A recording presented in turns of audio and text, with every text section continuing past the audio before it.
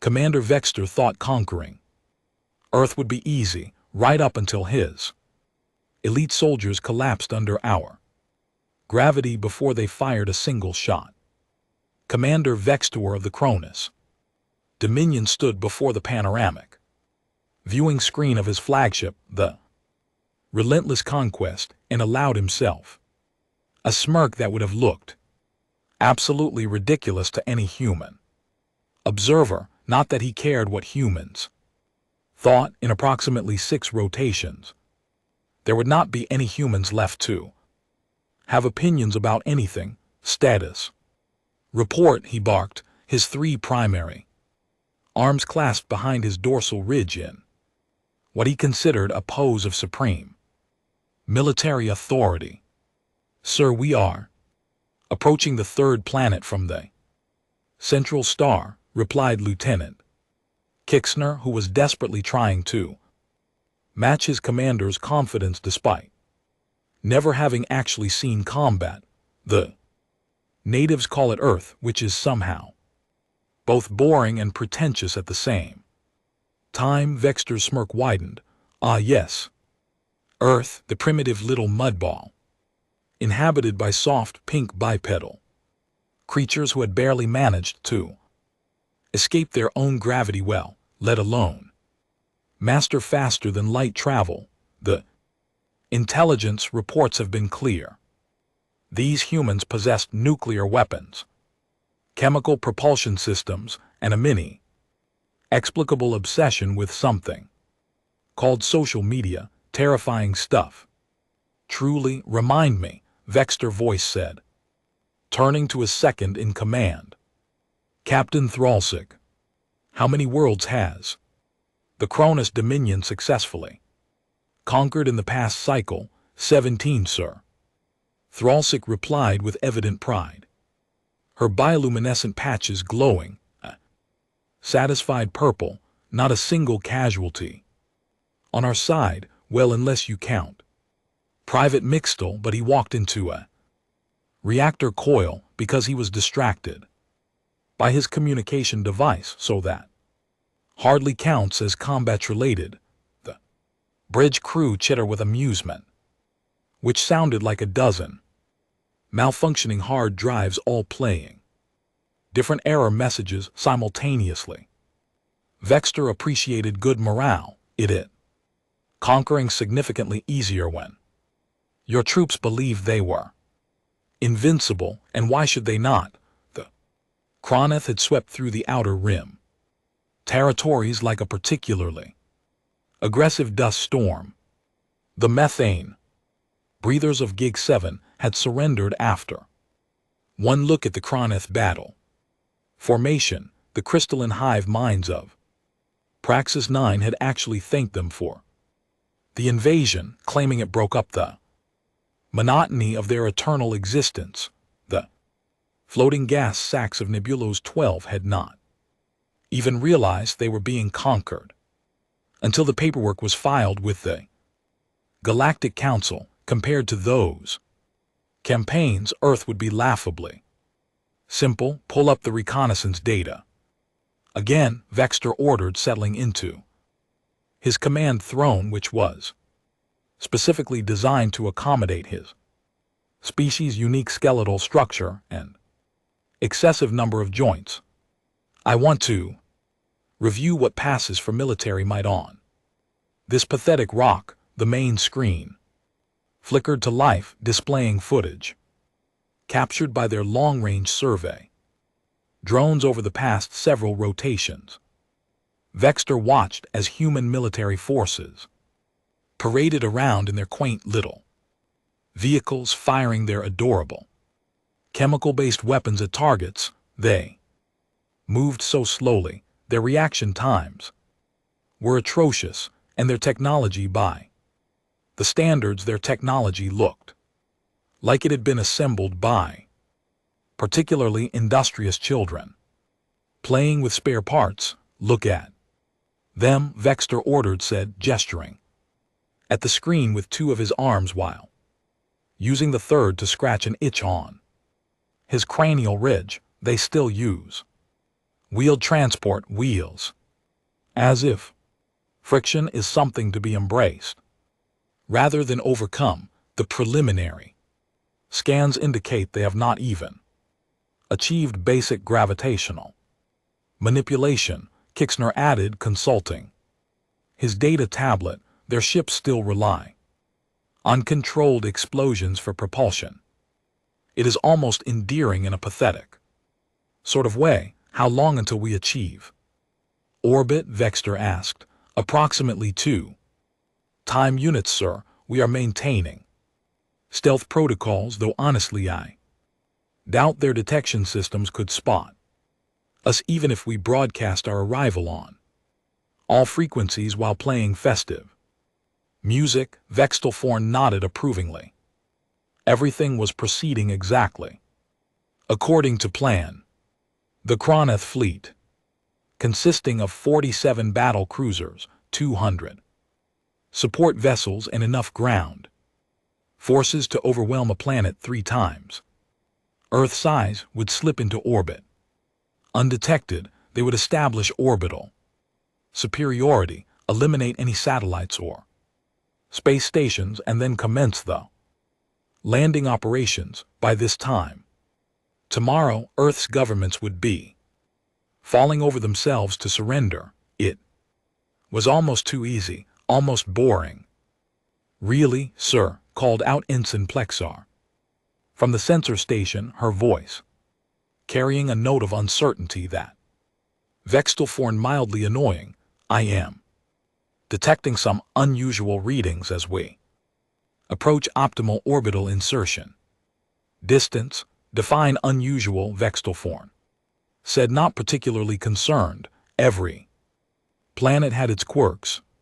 Magnetic fields, radiation belts, the occasional sentient energy being living in the upper atmosphere, nothing the Kroneth could not handle. The gravitational readings are higher than expected, sir.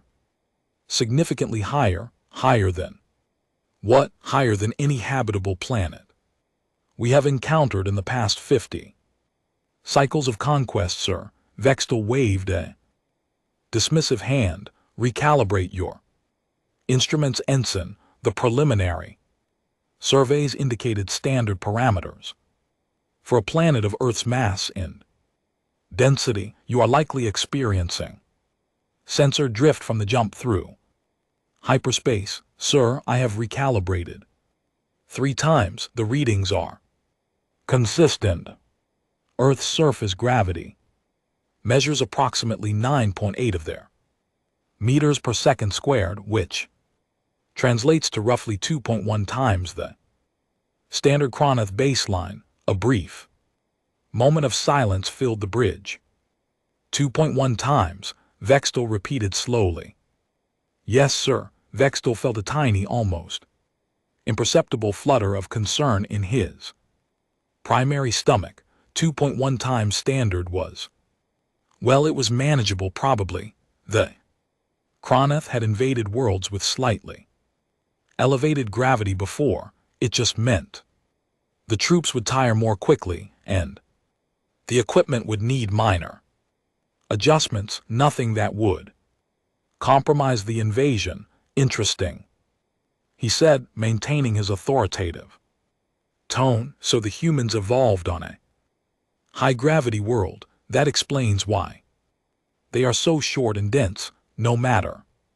Adjust the landing protocols accordingly and distribute gravity compensation medication to all ground forces. This changes nothing. Yes, sir, the bridge crew responded in unison. Vextel returned his attention to the viewing screen, watching as Earth grew larger in their approach. The planet looked deceptively pleasant from orbit, with its blue oceans and swirling white clouds and annoyingly vibrant green continents. Somewhere down there, humans were going about their mundane little lives, completely unaware that their world was about to be conquered by a superior species. The relentless conquest shuddered slightly as it began. its orbital insertion burn, and Vextal felt the familiar thrill of impending victory wash over him, his 18th conquest, another world for the Kroneth.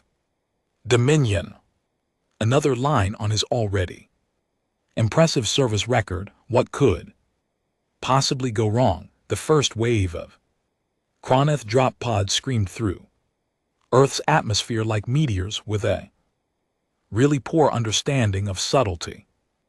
Vextal watched from the orbital command center, his 3 arms crossed in what he hoped looked like confident authority rather than the nervous tension that was currently making his joints ache. Drop pods approaching landing zone Alpha, reported Kixner, monitoring the descent trajectories.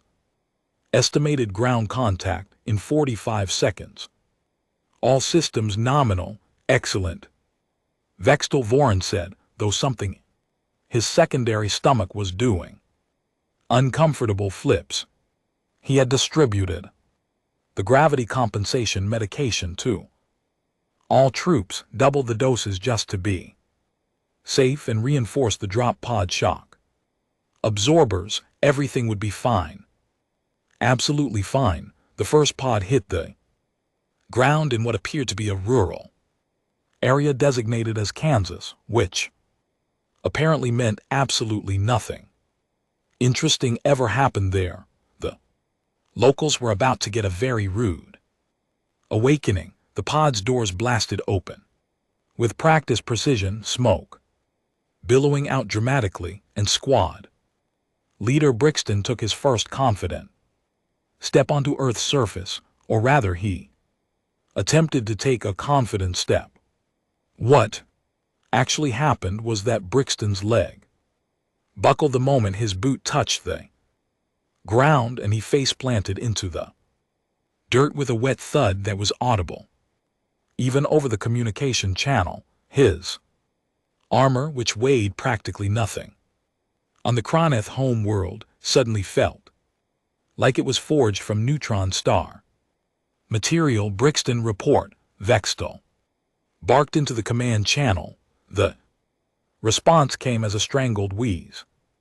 Sir, I cannot, I am unable, everything is so heavy. Oh, standards help me, I think my spine is compressing. What? I cannot stand, sir, the gravity, it is crushing me, my bones are screaming. Behind Brixton, the rest of his squad attempted to exit the pod. Trooper Kexral made it 2 steps before collapsing sideways. Private Lixnara actually managed 3 steps, which would have been impressive, except she was crawling on all 6 of her limbs and whimpering about her ancestor. Sergeant Dromix tried to activate his jump pack to compensate, which resulted in him launching approximately 4 and off the ground before slamming back down and vomiting spectacularly inside his helmet. This is not happening, Vextal Voron muttered, watching the tactical display as squad after squad reported similar catastrophic failures. This cannot be happening, sir. Squad 7 reports their combat walker has collapsed under its own weight. Threlzik reported, her bioluminescent patches flickering a distressed orange. Squad 12 says their weapons are too heavy to lift. Squad 3 is requesting immediate medical evacuation because Private Takesner's exoskeleton has fused to his body from the pressure on the ground. The situation was deteriorating from bad to absolutely mortifying at a speed that would have impressed a relativistic physicist. The Chronics invasion force, pride of the Dominion, military elite warriors who had conquered 17 worlds, were lying on the ground like overturned beetles, flailing their multiple limbs uselessly at the sky. A human farmer named Robert Hutchins, who had been enjoying his morning coffee on his porch, watched the spectacle with a kind of confused fascination normally reserved for particularly stupid viral videos. He took another sip of his coffee. One of the alien invaders was trying to lift what appeared to be a weapon the size of a toaster, succeeding only in making sad, wheezing noises. "Honey," Robert called into his house, "you are going to want to see this." His wife, Patricia, emerged onto the porch, still in her bathrobe. She looked at the scene of alien soldiers sprawled across their wheat field like some kind of extraterrestrial yard sale. "Are those supposed to be alien?" "I think they are trying to invade us," Robert said thoughtfully. "They are doing a terrible job, real terrible." One of the Chronics soldiers managed to prop himself up on his arms, looking directly at the human couple. He opened his mouth to deliver what was probably supposed to be a terrifying declaration of conquest. What came out was, "Please help. Everything hurts. Why is your planet so angry?" Patricia took out her phone and started recording. Back in orbit, Vextol was experiencing what could only be described as a full-blown panic attack, though he would later describe it in his official report as tactical recalibration under unexpected environmental parameters. The view screen showed absolute chaos, hundreds of his finest soldiers reduced to helpless larvae by a force they could not even see. The gravity compensation medication is not working, Tixnar shouted over the cacophony of screaming troops. It was designed for mild variations, not this, whatever this nightmare is. Deploy the mechanized units, Vextov ordered desperately. Surely the automated systems can handle the gravity. That turned out to be an optimistic assumption. First Kroneth battle mech stepped out of its deployment shuttle, took one thunderous step forward, and then its leg actuators screamed in protest before snapping. The mech toppled forward in slow motion, creating a crater when it hit the ground that would later become a minor tourist attraction. "Sir, the mechs are overloading. The servos cannot handle the weight distribution." "What about the hover tanks?" "They are hovering approximately 2 in off the ground and cannot gain altitude." One of them crashed into a human structure called a Dairy Queen. The humans appear more upset about the ice cream than the invasion. Vextov watched in horror as his meticulously planned invasion crumbled like a cookie in the hands of a toddler.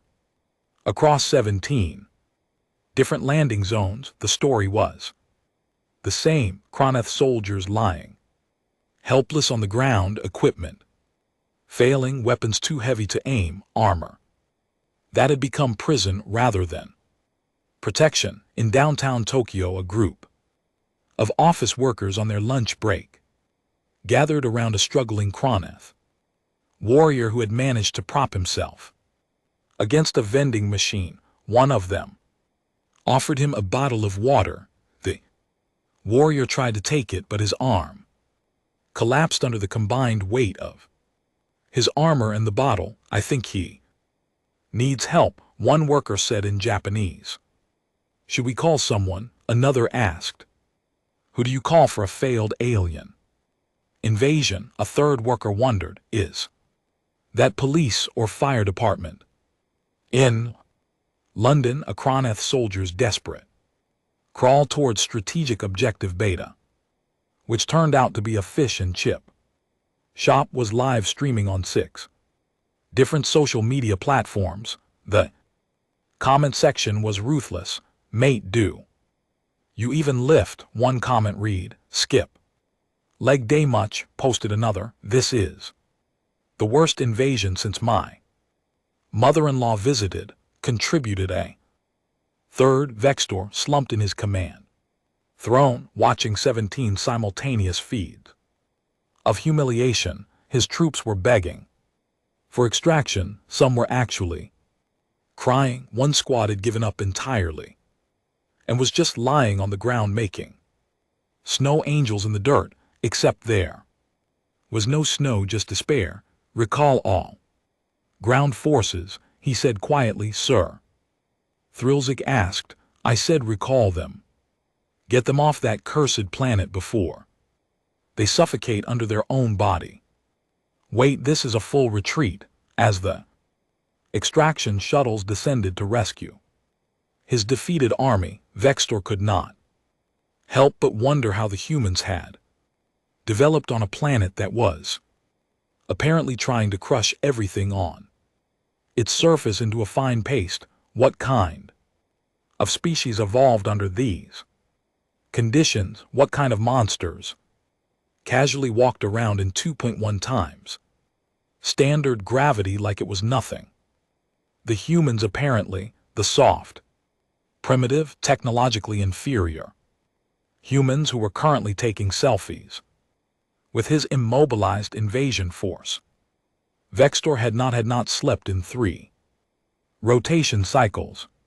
He stood in the fleet's primary research laboratory, watching his best scientists scramble to solve a problem that should not have existed in the first place. Around him, Kroneth engineers pored over data streams, ran simulations, and argued in the high-pitched chittering that indicated extreme stress. Explain to me again, Vextor said, his voice dangerously calm, how he failed to account for this. Chief Science Officer Nimtara, who had 6 advanced degrees and exactly 0 combat experience, fidgeted with her data tablet. Commander, the preliminary surveys were conducted via long-range scan. We measured mass, we measured density, we calculated the expected gravitational force. Somehow,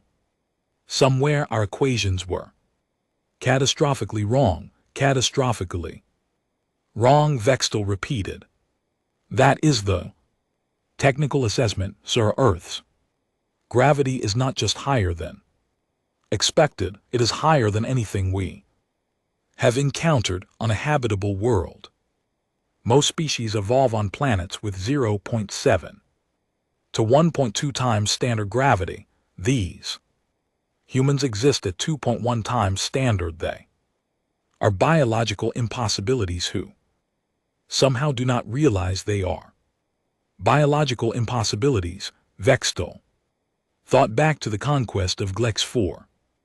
Just 2 cycles ago, beautiful Glex 4, with its 0.6 standard gravity, where his troops had bounded across the landscape like graceful dancers. The native Glexoons had fought back with their plasma spears and shield walls, but Cronus' agility had won the day.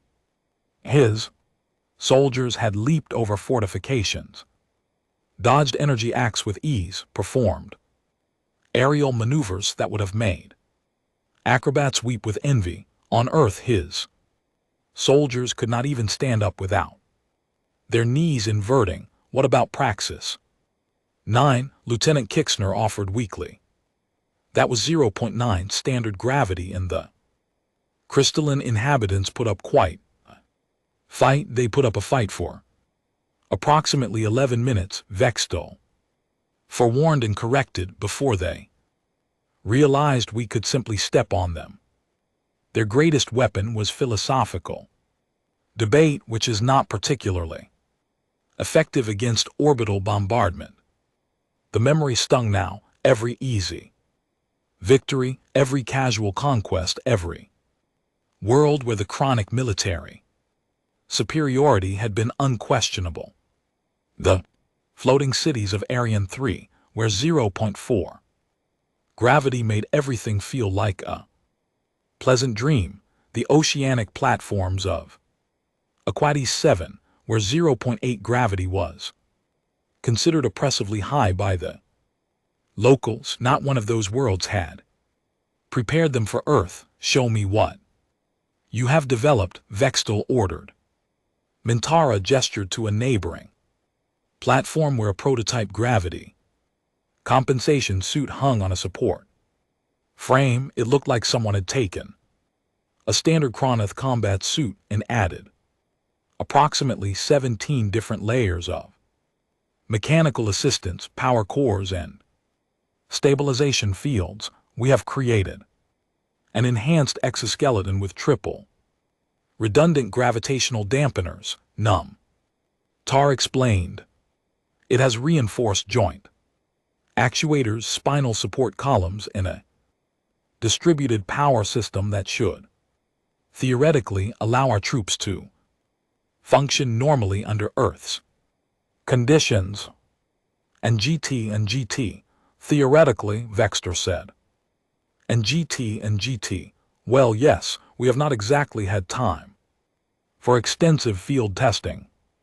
And GT, then we test it now. Prepare a second landing force, smaller this time, one squad, full equipment, these new suits. We hit a remote location. We establish that we can actually walk around without collapsing, and then we proceed with the invasion. 12 hours later, a single Cronoth drop pod descended toward a small town in rural Montana called Whitefish, which had a population of approximately 7,000 humans who were about to have a very strange morning. Squad leader Crix, then, wearing one of the new gravity compensation suits, felt cautiously optimistic as the pod doors opened. The suit hummed with power. The gravitational dampeners thrummed against his exoskeleton. His vitals were stable. His confidence was returning. He stepped onto Earth's surface, and immediately the suit's alarm system started screaming, but he remained standing. Sure, every joint felt like it was being squeezed in a vice, and yes, his vision was graying at the edges from the pressure, and okay, fine, he was pretty certain his internal organs were rearranging themselves, but he was standing. This was progress. Squad, advance, he commanded, his voice only slightly strangled. His 5 troops emerged from the pod, all wearing the new suits, all managing to remain vertical. They looked like a group of arthritic elderly Cronoth trying to walk through setting concrete, but they were mobile. That counted for something. We are going to secure that structure, Crix Thin said, pointing at a nearby elementary school where human children were currently at recess. We take hostages, we demonstrate our capability, and we send a message that the Cronoth cannot be defeated by mere gravity. It was a solid plan. It would have worked beautifully on literally any other planet. They made it approximately 50 m before the suit started failing. Trooper Vic Snow went first. His left knee actuator sparked, seized, and then exploded in a shower of sparks. He toppled sideways like a felled tree. Private McSteer's gravitational dampener overloaded next, creating a localized gravity anomaly that caused her to suddenly weigh approximately 3 times more than she already did. She hit the ground so hard she created a small impact crater. Crix Thin Vorn pushed forward, determined to reach the school to salvage something from this disaster. His HUD was flashing warnings in 17 different colors. His power core was at 63% and dropping fast. His spinal support column was making alarming grinding noises. And then he saw her. Human child, female, approximately 8 years old by his estimation, standing on the playground watching him. She had pigtails. She was holding a jump rope. She looked utterly unimpressed. Crix Thin raised his weapon, which took both arms and every ounce of strength his Failing suit could provide, surrender. Human larva, you are now a prisoner of the Kroneth Dominion. The child tilted. Her head evaluated the struggling alien in the wheezing mechanical suit and then did something that would haunt Crix Thin's nightmares for the rest of his life. She started doing jumping jacks. Up, down, her small human body moving effortlessly in the gravity that was literally crushing him to death. She smiled. She was not even breathing hard. I can do 50 of these, she announced. Cheerfully, can you? Crixbad tried to take another step forward. His suit's power core hit critical levels. Warning. Klaxons blared in his audio receptors. Behind him, his squad was a scattered mess of mechanical failure and biological defeat. I can also do cartwheels, the child added, and proceeded to demonstrate spinning gracefully through the air while Crixbad could barely lift his weapon. Teacher emerged from the school, saw the scene, and calmly pulled out her phone. Principal Martinez, yeah, we have some more of those aliens in the playground. No, they are not doing well. One of them is being outperformed by Emma in the physical fitness challenge. Should I call animal control or what? Crixbad's suit finally gave up entirely. Every system shut down simultaneously. He collapsed forward, face planting into the grass while a group of human children gathered around to observe the strange alien who apparently could not do jumping jacks. Mr. Alien looks tired, one child observed. My grandma moves faster than him, another added. I think he is broken, Emma said, poking him with her jump rope. 4 more bit.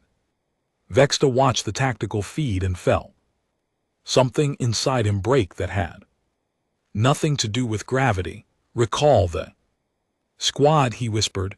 Recall everyone. Get them out of there before the human larvae start offering them fitness advice. The second invasion attempt had lasted exactly 14 minutes, a new record. And not the good kind. The emergency command council convened in the fleet's war room, and the atmosphere was so tense you could have cut it with a plasma cutter, assuming you had the strength to lift one in Earth's horrifying gravity. Vexta sat at the head of the table surrounded by his senior officers, all of whom looked like they had aged several cycles in the past. Rotation.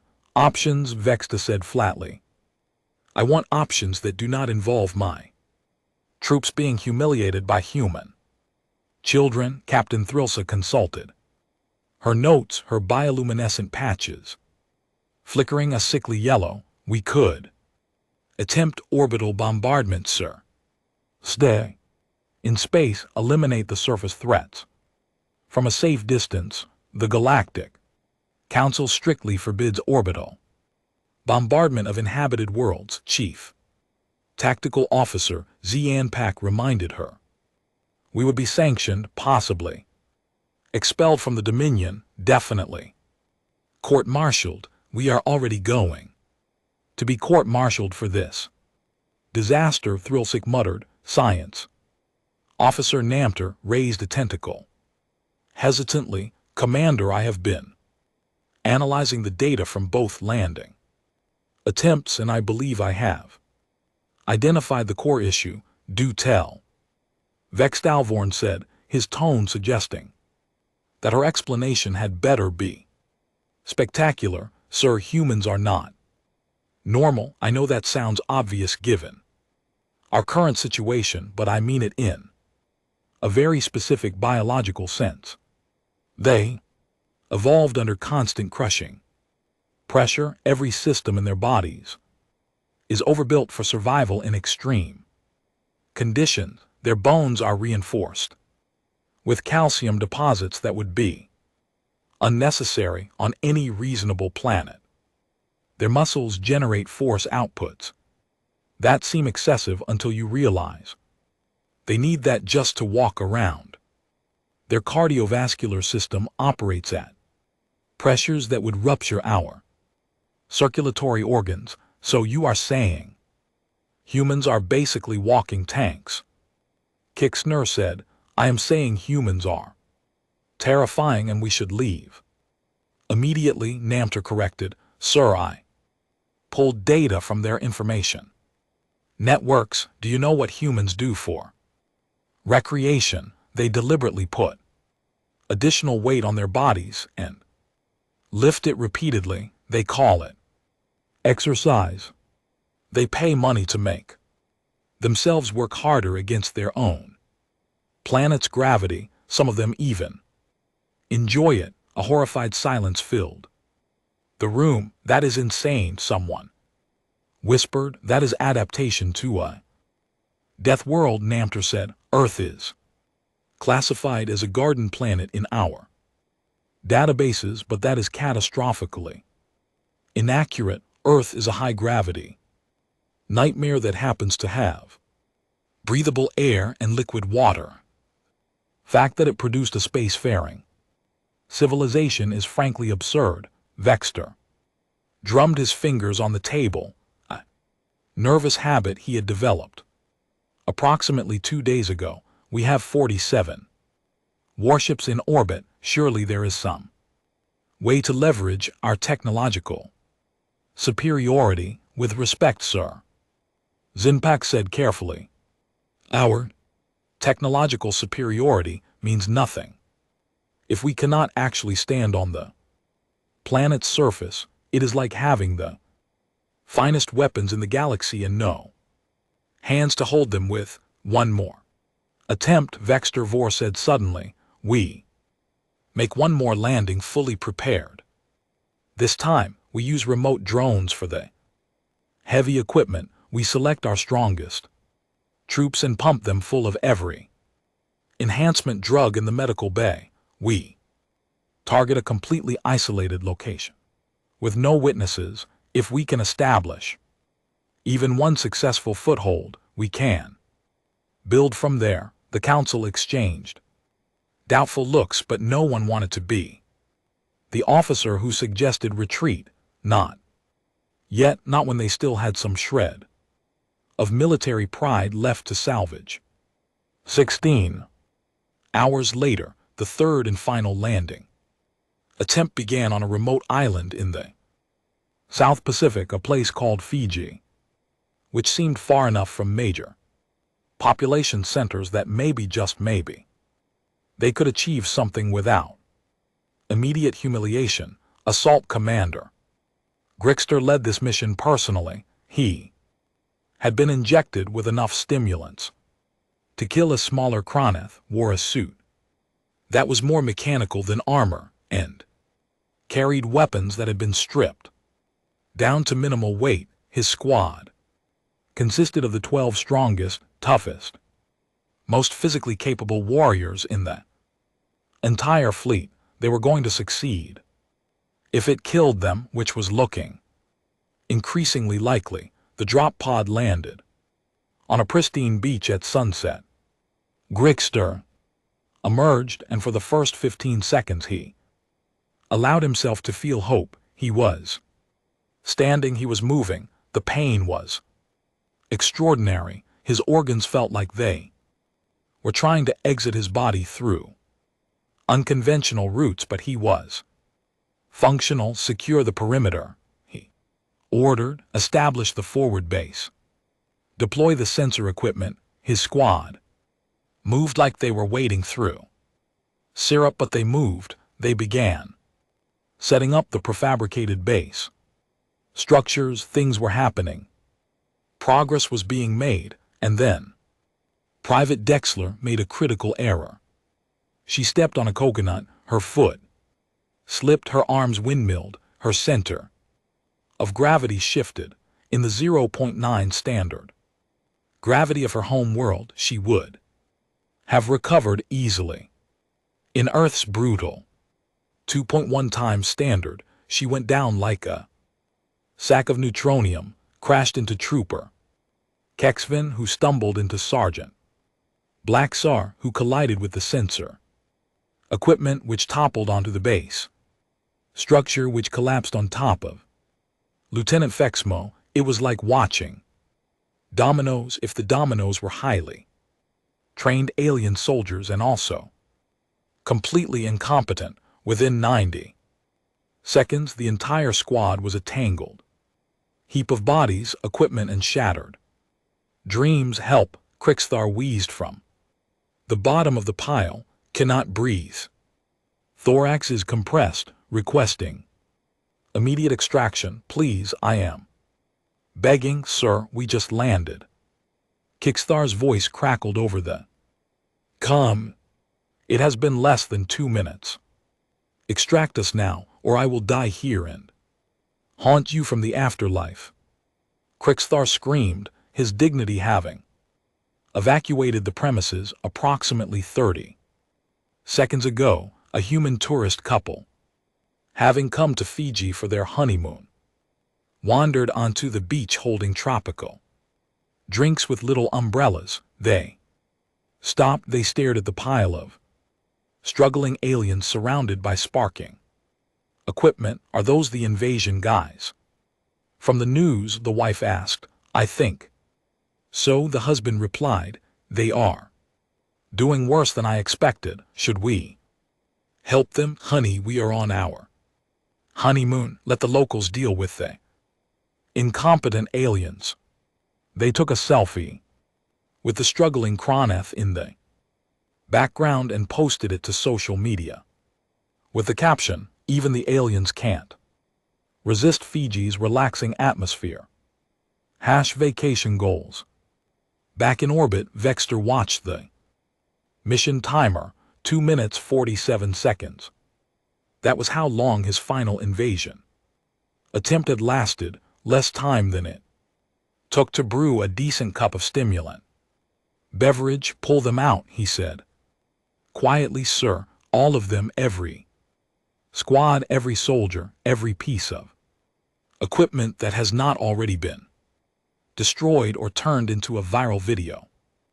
We are done. Earth wins. I do not know how they won, considering most of them do not even know we were here, but they won. The extraction shuttles descended once more, retrieving Vexter's defeated, exhausted, gravity-crushed troops.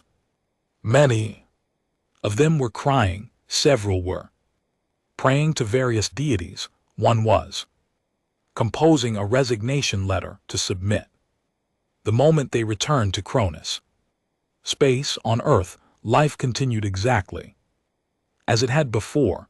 A few viral videos circulated of strange aliens who apparently could not handle normal gravity. Some governments issued statements about investigating the unusual visitors. Most humans went about their day completely unaware that they had just won a war without firing a single shot, throwing a single punch, or even really noticing there had been a war to win. Vexter first slumped in his command chair and contemplated the ruins of his military career. 18 conquests he had dreamed of, a legendary record, promotion to Supreme Commander, glory eternal. Instead, he had 17 successful invasions and one planet that had defeated him through the simple act of existing. Vexter sat alone in his quarters, staring at the blank holographic display where his official report to Galactic Command should be taking shape. Around him, the relentless conquest hummed with the sounds of a fleet in retreat, which sounded suspiciously similar to a fleet in utter disgrace. He began typing, then delete. It typed again, deleted again. How exactly did one explain this level of catastrophic failure to the Supreme Galactic Council without sounding completely deranged? Finally, he settled on honesty, that last refuge of the utterly defeated official. After action Report Operation Earth Conquest. Commander Vexter reporting. Executive. Summary: we lost. We lost to gravity. I am aware of how this sounds. I am aware that I will likely be demoted to sanitation officer on a waste processing station. I am submitting this report anyway because someone needs to warn the galaxy about what we encountered. He paused, his three hands trembling slightly as he continued. Earth is not a garden world. Earth is not a standard habitable planet. Earth is a high gravity nightmare masquerading as a peaceful blue sphere. The dominant species, designated as humans, are biological impossibilities who have somehow survived and thrived under conditions that reduce Cronath warriors to whimpering larvae. They are strong. They are durable. They are completely unaware of how terrifying they actually are. In the medical bay, Chief Medical Officer Tex Rawl was treating the 47th case of gravity-induced spinal compression. The bay was packed with injured soldiers, all suffering from conditions that would have been hilarious if they were not so painful.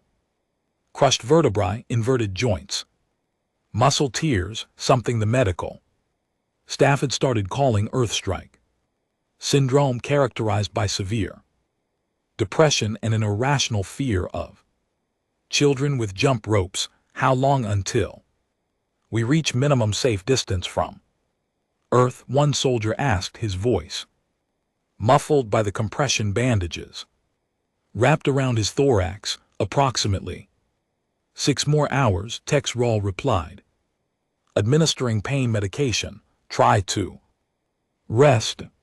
Think about low-gravity worlds.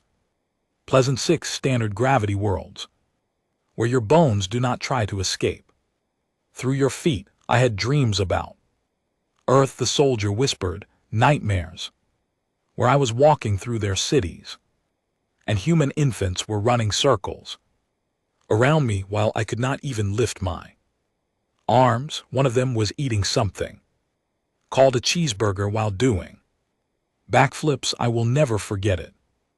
Textural patted his shoulder sympathetically. She had heard variations of the story from dozens of troops. Earth had broken something fundamental in these warriors, some core belief that they were the apex predators of the galaxy. Turns out they were apex predators only on planets where standing upright was not an extreme cert.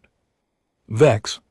Talborn continued his report, the words flowing more easily now that he had accepted his fate. I am recommending in the strongest possible terms that Earth be reclassified immediately. Suggested designation: Class 12 Death World.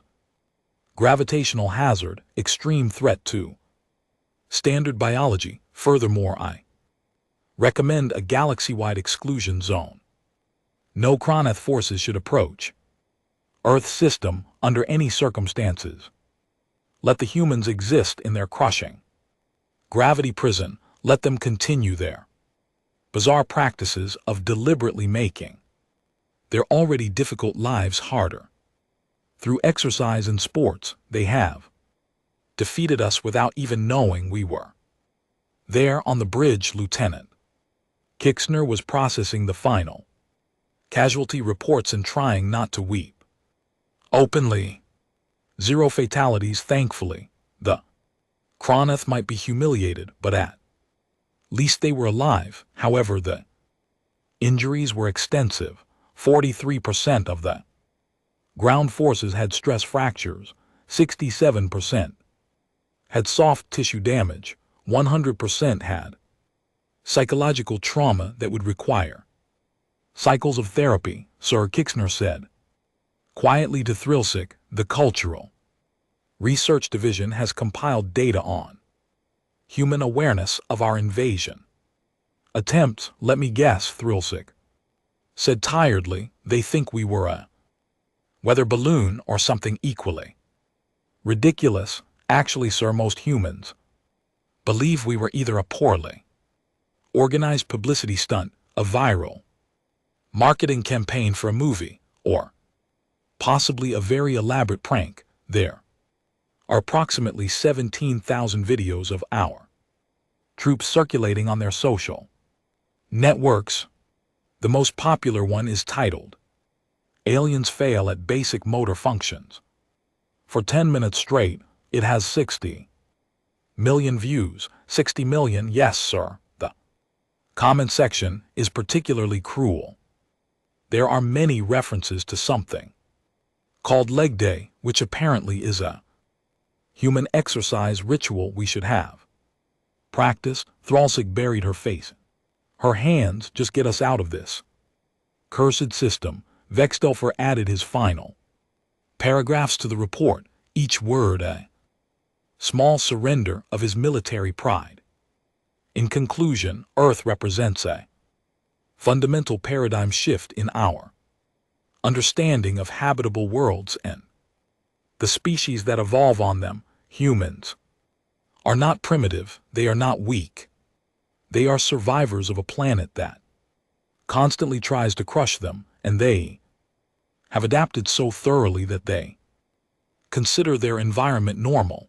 They look at our inability to function in their gravity and find it amusing rather than threatening. We came to conquer. We left as entertainment. The Kroneth Dominion has been bested by a species that does not even realize we were trying. I accept full responsibility for this failure and await judgment. May the standards have mercy on us all, because Earth certainly will not. He transmitted the report, leaned back in his chair, and closed his eyes. Somewhere on his home world, military historians were going to have a field day with this disaster. His name would become a cautionary tale. Children would learn about the commander who lost to gravity itself. The relentless conquest in its battered fleet jumped to hyperspace, limping away from Earth like wounded animals fleeing a predator they never saw coming. Behind them, the blue planet continued its rotation, utterly indifferent to the drama that had unfolded in its gravity well. On Earth, in 17 different locations, cleanup crews were collecting the abandoned Kroneth equipment. Most of it would end up in government research facilities. Some would be sold on the black market. One drop pod would eventually become a tourist attraction in Kansas, complete with a gift shop that sold t-shirts reading, "I survived the great alien invasion of 2025, and all I got was this lousy shirt and some confused memories." Emma, the 8-year-old girl from Montana, who had performed jumping jacks in front of a fully armed alien warrior, returned to school on Monday and told her classmates about the weird space people who could not do gym class. Her teacher marked her creative writing assignment as showing excellent imagination, but perhaps a bit too much time watching science fiction movies. The Galactic Council received Vexter's report 3 weeks later. After an emergency session lasting 6 hours, they issued a unanimous decree. Earth was reclassified as a Class 12 Death World. A permanent warning beacon was placed at the edge of the solar system. The message was simple, translated into 473 galactic languages. Warning: high-gravity world inhabited by physically superior species. Approach at own risk. Seriously, do not attempt invasion unless you enjoy humiliation. Vexter was indeed demoted, though mercifully not to sanitation duty. Instead, he became an instructor at the Kroneth Military Academy, where he taught a new required course, environmental assessment and the importance of Accurate planetary surveys, his first. Lecture always began the same way. Class, let me tell you about the time I tried to invade a planet and got defeated by physics, and on Earth, humanity continued doing what it had always done, walking upright and crushing gravity, lifting heavy objects. For fun, raising children who could outmaneuver alien warriors, building civilizations on a planet that was, by galactic standards, actively hostile to life.